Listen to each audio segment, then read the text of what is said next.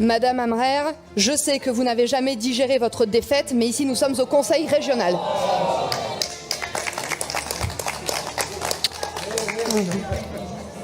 Et au milieu, vous l'avez dit, il y a Ampli, dans les Pyrénées-Atlantiques, qui produit, entre autres, je cite, le Putain Club, groupe se revendiquant anarchiste. Pour remédier à cette situation, nous devons envisager la construction de davantage de logements et appliquer la priorité nationale afin de ne pas exclure les étudiants boursiers néo-aquitains de ces logements financés par l'argent public. Le financement région reste, nous semble-t-il, un peu faible, 50% maximum avec une limite de 4 € par habitant. Refusant, je cite toujours, la société ultra-capitaliste. Je vous invite à admirer leurs affiches faisant référence à l'anarcho-stalinisme. Depuis de nombreuses années, les friches ostréicoles posent des défis significatifs en termes d'aménagement du domaine maritime du bassin d'Arcachon. Idem avec un autre groupe produit par Ampli, Valge-Trouduc, petit groupe marginal d'extrême gauche. Il est donc crucial d'évaluer correctement les besoins financiers pour assurer le succès du projet en ne se trompant pas de marché.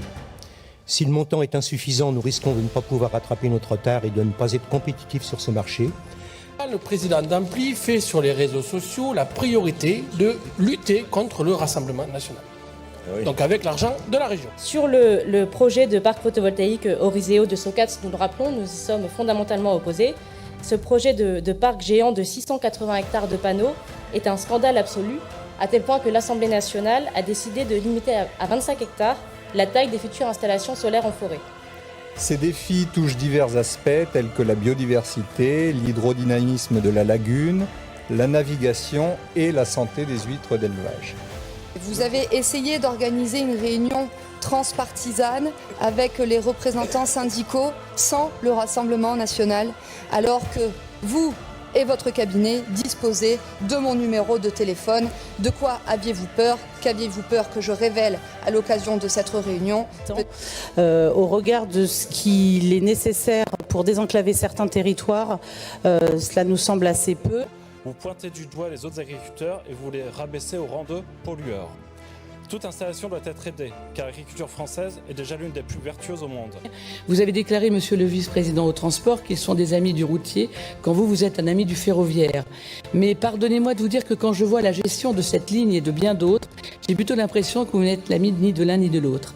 Après votre soutien assumé à des spectacles pro-migrants, à des collectifs tels que Manger le cul, ou encore à ce long métrage où Étienne, Thierry et Alain ont fait le choix de vivre des relations sexuelles avec des êtres non humains, le pire est peut-être à venir. En fin de compte, nos visions de la culture divergent radicalement. Il y a aussi le Centre régional des musiques traditionnelles du Limousin, où vous en avez parlé, qui organise des soirées dansantes, payantes, sauf si vous êtes migrant.e.et. Alors là, c'est gratuit. L'objectif ambitieux de restaurer 75% des friches dans un délai de 15 ans nécessitera d'importants efforts financiers et matériels. Absolument rien n'est prévu concernant le rétablissement de la sécurité à Castillon. Et comment peut-on espérer que des commerces aient réellement envie de s'installer dans le centre-ville si celui-ci reste livré à la fois à la délinquance et aux trafiquants? La politique de la ville a coûté environ 117 milliards d'euros seulement depuis 2010.